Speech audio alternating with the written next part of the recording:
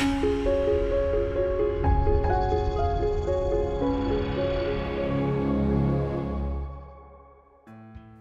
I'm Rob Jensen with the Rob Jensen Company, here to talk about step number 4 in the home selling process, which of course is the most exciting step, which is selling your home. So remember, we started way back at step number 1, which is interviewing agents. That's where you hopefully hired us, the Rob Jensen Company, to sell your home. Step number 2 was when you prepared your home to make the most by getting it showing its best before you put it on the market. Step number 3 was you did all that marketing we talked about, got a lot of action, exposure, interest, and now you've got offers coming in and it's time to negotiate and get your home sold. Okay, so what I'm going to do is just go over some things for you to think about while negotiating the deal and going through that closing process, you as the seller. Okay, so first and foremost, when you're negotiating on the sale of your home, clearly price is important, but also pay attention to terms.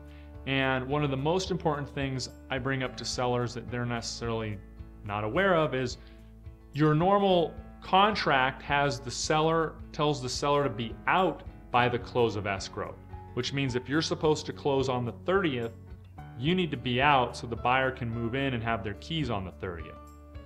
Okay, well, there are certain reasons why you, the seller, might rather not have that happen. I mean, obviously if the home's vacant, it doesn't apply to you, but if you're still living in there,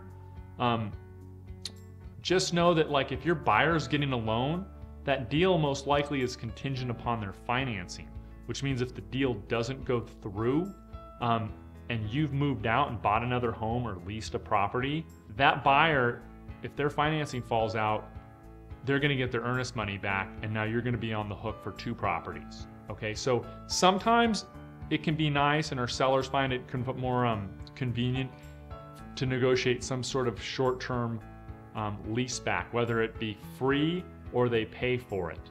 And it might be 3 days or it might be 2 months. But otherwise, it gives our client the opportunity to put the money and their proceeds from the sale in their pocket, know that the deal's done before they make new commitments. That's one thing to think about. Another one is repairs. You know, hopefully back when you were preparing the home to put on the market in step 2, you fixed everything that needed fixing. However, these home inspectors still come up with all kinds of stuff. Just be prepared. Whether the buyer put the repair limit at $500, $0, or $2,000, I always kind of recommend that the seller be willing to maybe go a little above and beyond to make sure the buyer's getting a good house and that they go through on the transaction. I mean, clearly, yes, I want to make sure I get you the most money as the seller, but secondly, you are selling a home with a pretty high ticket price, and the buyer's going to be expecting a functional home that works and is safe, of course.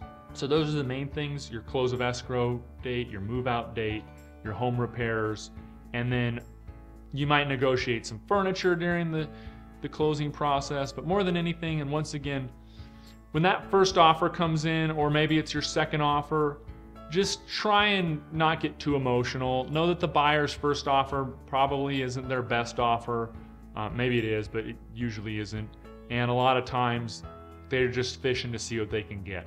So try and be patient, go back and forth, stay at that negotiating table, and see if that buyer will maybe come up to what you're actually willing to accept.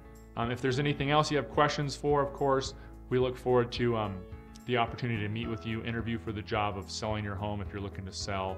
And I'm Rob Jensen with the Rob Jensen Company. Thank you.